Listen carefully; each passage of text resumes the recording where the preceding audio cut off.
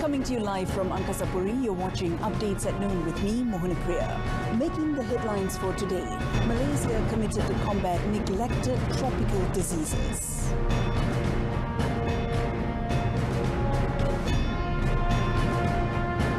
Torrential rains leave at least 18 dead in Brazil.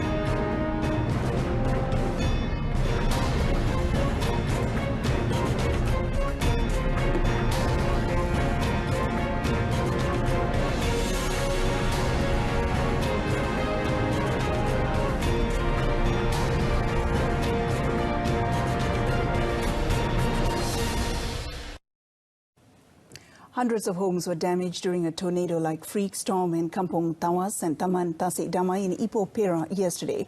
The storm, unfortunately, has left most of the Chinese residents in Kampung Tawas in despair as they are due to celebrate the Chinese New Year in just 1 day's time. One of the residents said she was shocked when she suddenly heard the sound of strong winds blowing at about 6 p.m. before seeing the roof of the house being torn off and blown away by the wind. Meanwhile, a trader said he was thankful that 10 customers and several workers who were in his eatery managed to escape when the roof collapsed during the storm. Ipoh Barat MP M. Kulasegaran, who visited the site, urged all the victims involved to lodge a police report to facilitate his office and the state government to provide financial aid. A Perak Fire and Rescue Department spokesman said they received a report of the incident at 6:40 p.m. and quickly mobilized officers and firemen from the Ipoh JBPM station to the affected locations. He said that while several trees were uprooted and houses damaged, no injury or deaths were reported so far. Malaysia remains committed to join the global community to commit to end the world's neglected tropical diseases, NTDs, and freeing the next generation from diseases of poverty. Affecting over 1.7 billion globally, NTDs are responsible for thousands of preventable deaths each year and cause impairments that perpetuate the cycle of poverty for millions. It is estimated that NTDs infect over 1.7 billion people, or 24% of the world's population. With Malaysia joining in solidarity, will help attract more attention to the plight and struggle of the communities living with the daily threat of NTDs. Untreated NTDs lead to cognitive impairment and developmental disabilities, and severe forms can cause malnutrition and death. Global attention has been focused on COVID-19, but the crisis has also diverted resources and attention away from other critical global health issues like NTDs, further exacerbating the health risks to already vulnerable populations. The World Health Organization, WHO, on 28 January 2021 launched the roadmap entitled Ending the Neglect to Attain the Sustainable Development Goals, a high-level strategic document and advocacy tool. The roadmap is aimed at strengthening programmatic response to NTDs through shared goals and disease-specific targets backed by smarter investments. The Malaysian government is still in discussion and refining the details with its Thai counterpart on opening a vaccinated travel lane, or VTL, between the two countries. Senior International Trade and Industry Minister Datuk Sri Mohammad Azmin Ali said a decision will be made after both parties have reached an agreement on the terms of the deal based on the current COVID-19 situations in both countries. Dan saya percaya kedua-dua health authorities di antara Thailand dan Malaysia sedang memperhalusi, dan apabila kita melihat keadaan lebih meyakinkan, perkara ini akan diberikan keutamaan kerana kita yakin bahawa dengan membuka sempadan-sempadan negara, ianya dapat membantu menjana pertumbuhan ekonomi. Datuk Sri Mohammad Azmin said this after handing over Chinese New Year contributions in Gombak parliamentary constituency yesterday. According to reports, Thailand will consider reopening the border with Malaysia as proposed by MPs from the southern provinces. Based on a report by Bangkok Post, Deputy Thailand Government spokesperson Rachada Nadirek said the COVID-19 situation administration had previously, in principle, reached an agreement on the proposal and instructed its control centre to review the relevant details. However, she said the matter is being put under review following the emergence of Omicron and the recent flood disaster in Malaysia. The Road Transport Department JPJ will suspend or revoke the permit of driving institutes if many of their former students are found to have committed traffic offences and been involved in road accidents. Its Director General, Datuk Zailani Hashim, said the move would be done by placing a code on the driving licence to detect which institute the traffic offenders received their training from. However, Datuk Zailani said the method was still at the planning stage and was expected to be listed under the e-testing system, which will be implemented nationwide in April this year.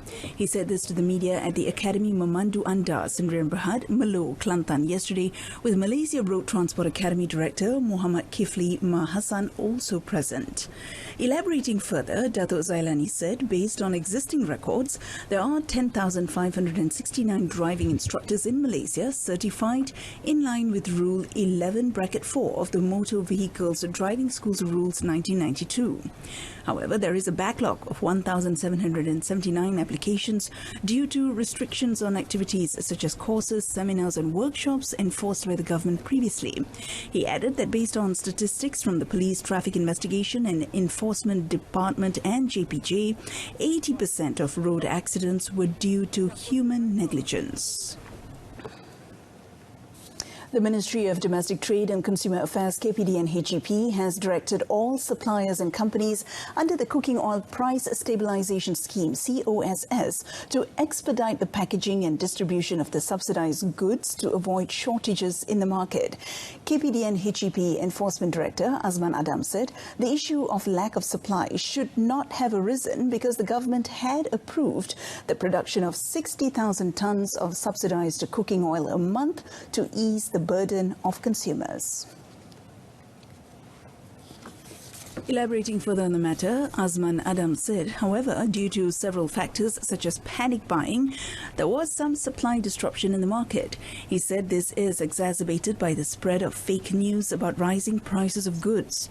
According to Azman, apart from panic buying, the full opening of the economic sector during the festive season also contributed to the supply shortage in the market. Meanwhile, he reminded traders not to impose certain conditions for the purchase of subsidized cooking oil as it was against the law. He said consumers with information on such practice are urged to lodge official complaints to KPD and HEP so that stern action could be taken against the irresponsible traders. In another development, Azman said 80,465 business premises nationwide were inspected by KPD and HEP from the 1st to the 28th January. Of that number, he said 19% or 12,834 premises were located in rural areas. The inspection was carried out to ensure that consumers in rural areas enjoy the same prices for essential items such as sugar, wheat flour and cooking oil as those who live in the urban areas. The Communications and Multimedia Ministry, KKMM, will be stepping up engagement sessions with the creative industry players in an effort to understand and assist them in various related matters. Its Minister, Tan Sri Anwar Musa, said that apart from that, creative industry players could also come forward to express any ideas or problems faced, as they were also part of Keluarga Malaysia. Dan industri ini dinamik, masalah itu ada berbagai-bagai. Ada setengah tu boleh kata bantuan dia rujuk pada soal kebajikan. Setengah tu boleh kata bantuan dia rujuk kepada kerja-kerja yang mereka nak buat dan sebagainya. Dan saya cuba memperbanyakkan engagement dengan industri players ini untuk memahami dan mereka juga boleh tampil ke hadapan. Saya juga melantik mereka-mereka daripada industri menduduki dalam board, dalam ahli lembaga pengarah dan sebagainya. Saya harap semua orang akan membantu memainkan peranan. The minister was met after attending the Sembang Santai Keluarga Malaysia and Melaka program in Masjid Tanah yesterday. At the program, Tan Sri Anwar said the contribution of the creative industry to the gross domestic product GDP was still low, as it only contributed around 5 to 6% a year, and he wanted this to be enhanced through the country's digitalization transformation.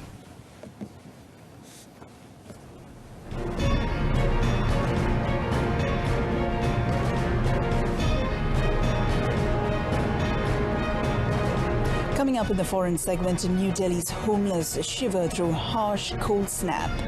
More details right after this.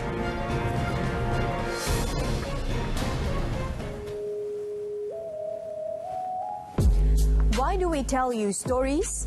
Relevant, New, efficient, accurate. reliable. We bring you extraordinary stories from around the world, from politicians, bankers, and even your favorite celebrities. This and many more on RTM's English News.